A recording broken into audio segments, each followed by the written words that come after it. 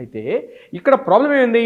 ఆ ఇద్దరు అబ్బాయిలు తండ్రి మరణాంతరం కూడా ఆ ప్రాపర్టీని ఎంజాయ్ చేస్తూ ఉన్నారు. No problem. కానీ ఒక సందర్భంలో ఏం జరిగిందంటే రెండవ అబ్బాయి ఒక అవసరం నిమిత్తం అమెరికాకి వెళ్ళబోతూ ఈ ప్రాపర్టీ వాల్యూ ఈరోజు అక్కడ గజం ₹3,00,000 ఉంటే 300 గజాల స్థలం అంటే సుమారుగా ₹9,00,00,000 ప్రాపర్టీ.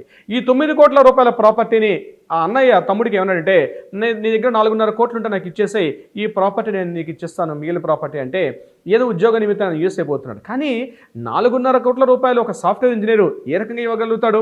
అతని బిజినెస్ మ్యాన్ కాదు కదా. ఇతరత్ర ప్రాబ్లమ్స్లో ఇక తండ్రి ఏదో ప్రాపర్టీ ఇచ్చాడు, ఆ ప్రాపర్టీ మీద ద డే అన్వర్డ్స్ ఏ రకంగా నాకు ఈ ప్రాపర్టీ కావాలి నువ్వు రిలీజ్ చేసి అని చెప్పి ఇద్దరు అన్నదమ్ముల మధ్య కూడా గొడవ స్టార్ట్ అయింది. సో ఈ రకంగా ఉంటే లీగల్ ప్రాబ్లమ్స్. అందుకనే మీరు ఒక లీగల్ అడ్వైజర్ అంటే ఒక ప్రొఫెషనల్ అడ్వకేట్స్ని. సో ప్రొఫెషనల్ అడ్వకేట్ ఎలా తెలుస్తాడు?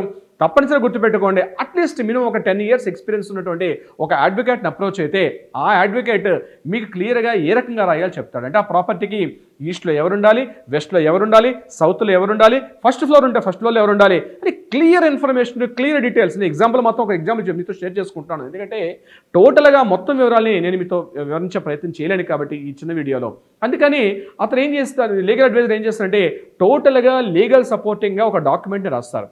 లీగల్ డాక్యుమెంట్ ఇప్పుడు పురుషుడు రాశాడు అనుకోండి, మేల్ రాస్తే టెస్టేటర్ అంటారు, ఫిమేల్ రాస్తే టెస్టేట్రిక్స్ అంటారు. ఈ చిన్న వివరాలు కూడా డాక్యుమెంట్ అంటే తెలియకపోవడం వల్ల కొన్ని సందర్భాల్లో వాటి మీద కూడా వివాదాలు వచ్చి కోర్టును ఆశ్రయించే ప్రయత్నం కూడా చేస్తుంటారు. సో నెంబర్ 1 ఒక విల్డీడ్ని ప్రిపేర్ చేసుకోండి. ఒక పర్ఫెక్ట్ విల్డీడ్ని ప్రిపేర్ చేసుకున్న తర్వాత స్టెప్ నెంబర్ 2లో మీరు ఏం చేస్తారంటే సబ్ రిజిస్ట్రార్ ఆఫీస్ని అప్రోచ్ అవ్వండి. సబ్ రిజిస్ట్రార్లో ఉన్నటువంటి అక్కడ ఎస్ఆర్ఓ గారిని మీరు అప్రోచ్ అయితే ఈ డాక్యుమెంట్ మీరు సబ్ రిజిస్ట్రార్ గారిని చూపిస్తే మీ దగ్గర ఉన్నటువంటి ప్రాపర్టీ డాక్యుమెంట్స్ని అదేవిధంగా ఈ విల్ డాక్యుమెంట్ రెండింటిని కూడా ఒకసారి క్రాస్ చెక్ చేసుకొని సబ్ రిజిస్ట్రార్ గారు ఓకే చెప్పే ప్రయత్నం చేస్తారు. దాని తర్వాత గవర్నమెంట్కి అఫీషియల్ ఛార్జెస్ కట్టే ప్రయత్నం మీరు చేయండి.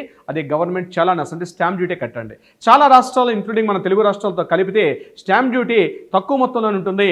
అది ఎంత ప్రాపర్టీ వాల్యూని బేస్ చేసి ఉండదు, గవర్నమెంట్ ఫిక్స్ చేసినటువంటి ఒక చిన్న అమౌంట్ ఉంటుంది.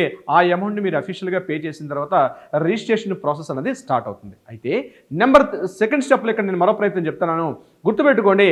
ఒక ఇద్దరు లీగల్ విట్నెసెస్ తప్పనిసరిగా ఉండాలి.